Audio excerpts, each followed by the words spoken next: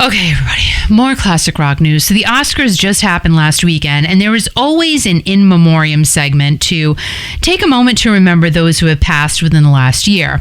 Now, there were some things with this year's segment, and fans were quick to point out, as, they should. They said, there's some things we're not really liking here. Now, I personally liked the audio clips, that were used, and I thought that Andrea Bocelli and his son Matteo singing during the segment was an absolutely beautiful touch to that entire theme. But some fans called the memoriam shocking and also said that the dancers that were on the stage blocked the names of the people who were featured in this segment. Now, I guess that's kind of a perceptive thing, because watching it from home, I had no problem seeing the names on the screen, but I guess if you were sitting in the audience, maybe there would be an issue.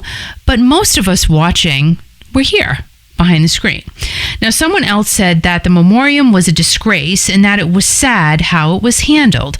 The biggest complaint, though, was that some celebrities were not included in the montage, and they didn't include Norman Lear and Suzanne Summers.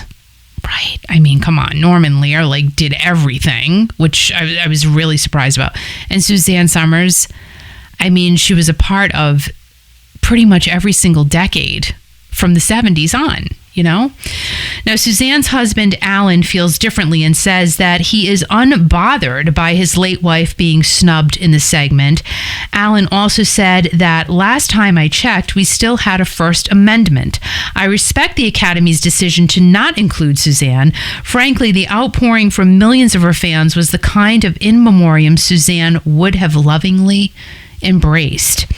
Now, Alan is such a classy guy, great answer, and I feel like Suzanne was right beside him when he made that statement, because even though I didn't know Suzanne, she also came across as a very classy and a very cool lady. Don't you think so? Suzanne was 76 when she passed away on October 15th of 2023. Now, I did see her name at the end. There were a large group of names. I think there were 2 slides of them. Possibly Norman Lear's name. I can't imagine. It wouldn't have been in there, but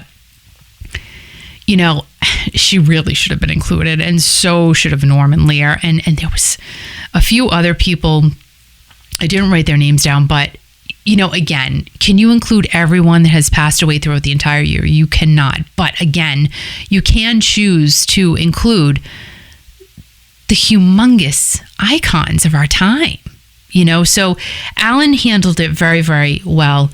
It's just, I don't think it was disgraceful. I don't think the segment was shockingly bad.